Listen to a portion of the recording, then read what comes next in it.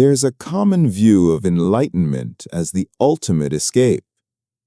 The goal, we often think, is to attain a personal peace, a final liberation from suffering, and then exit the stage. Many believe this was the Buddha's original and only teaching, to become a perfected saint, an arhat, and enter the bliss of nirvana, never to return. But the Mahayana tradition, which gave birth to both Zen and Tibetan Buddhism, reframes the Buddha's own life story. From this perspective, his enlightenment was not the end of his work, but the beginning. His choice to spend the next 45 years walking the dusty roads of India, teaching tirelessly out of love for a suffering world, was the ultimate expression of a different ideal. Not just to escape the world, but to return to it with a compassionate and awakened heart. This is the ideal of the Bodhisattva.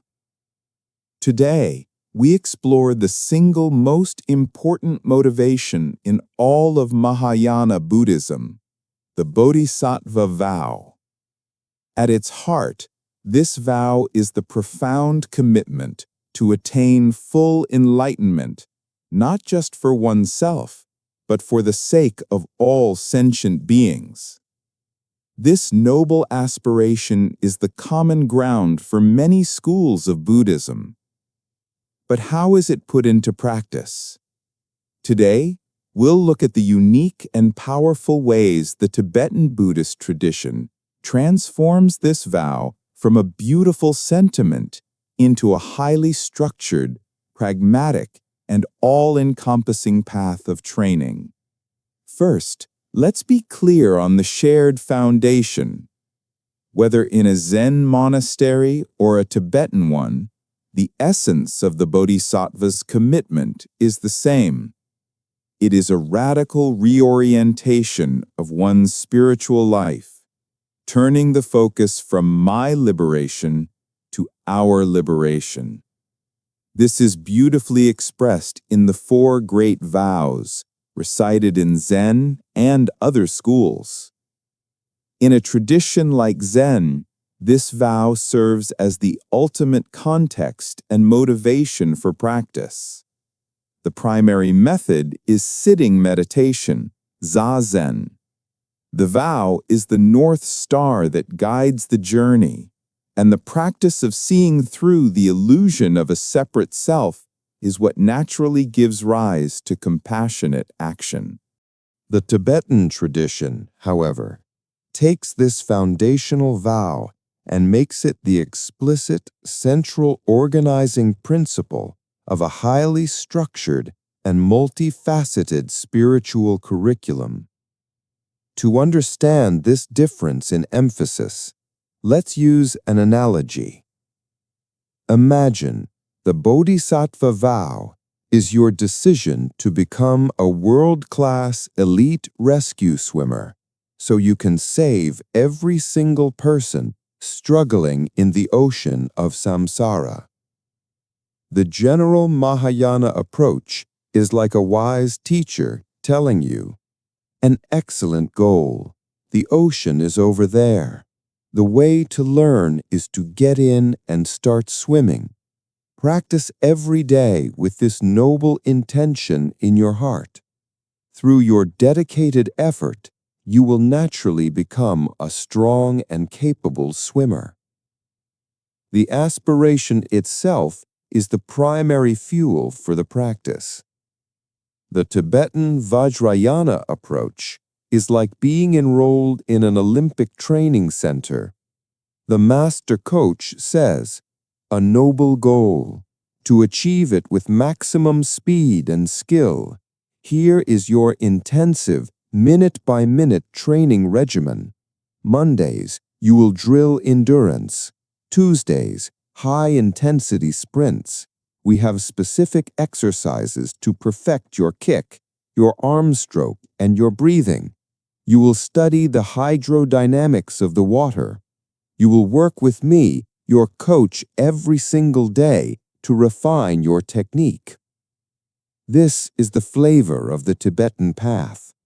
It sees the Bodhisattva vow as so urgent that it employs every skillful means available: formal vow ceremonies, detailed ethical commitments, profound mind training techniques like Lojong, and the transformative visualizations of deity yoga, all as part of a structured, accelerated curriculum to produce a fully capable rescue swimmer as swiftly as possible.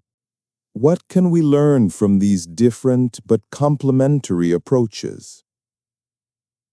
From the Zen perspective, we are reminded that the vow is not separate from our fundamental practice. Every moment we sit, every time we see through our own selfishness, we are fulfilling the vow. It grounds this vast aspiration in the quiet reality of the present moment. From the Tibetan perspective, we are given a powerful and pragmatic toolkit. The tradition doesn't just tell us to be compassionate, it gives us specific techniques, like the Lojong or mind training slogans, to actively work with our minds in the heat of daily life.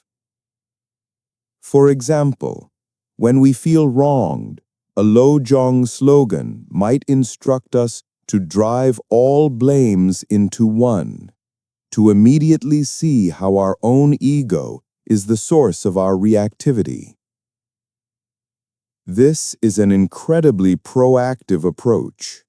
It encourages us to see every moment of difficulty not as an obstacle, but as a precious opportunity to train, to practice, and to actively embody the compassionate vow we have taken. We can all engage with the practical spirit of the Tibetan approach with a simple mind training practice. 1. Choose a slogan. Let's work with a beautiful and challenging Lojong principle. Be grateful to everyone. This includes not only those who are kind to us, but especially those who challenge us, as they are our greatest teachers, revealing where our practice is weak. 2. Set the intention. For the rest of today, hold this intention in your mind. You don't have to force a feeling of gratitude, especially if a situation is difficult. 3. Apply it once. The next time you have a challenging interaction with someone who cuts you off in traffic, a difficult coworker, or a family member who pushes your buttons, try to silently introduce this thought. This person is teaching me patience. I can be grateful for this lesson. 4. Just notice. Simply notice what this shift in perspective does. This on-the-spot, active mental transformation is a core flavor of the Tibetan way of living the Bodhisattva vow. While the great vow to liberate all beings is the shared heartbeat of the Mahayana path, the Tibetan tradition is unique in its creation of a systematic, explicit, and powerfully pragmatic curriculum designed to help us become strong enough to actually do it. Whether we approach it through quiet, direct insight or through a structured regimen of skillful means, the invitation is the same: to make our journey of awakening not a private project, but a public offering for the benefit of all. What does the idea of dedicating your own personal growth to the well-being of others mean to you? Please share your reflections in the comments below. If this exploration was helpful, please subscribe to the Mindful Compass. May your practice be a source of benefit for countless beings.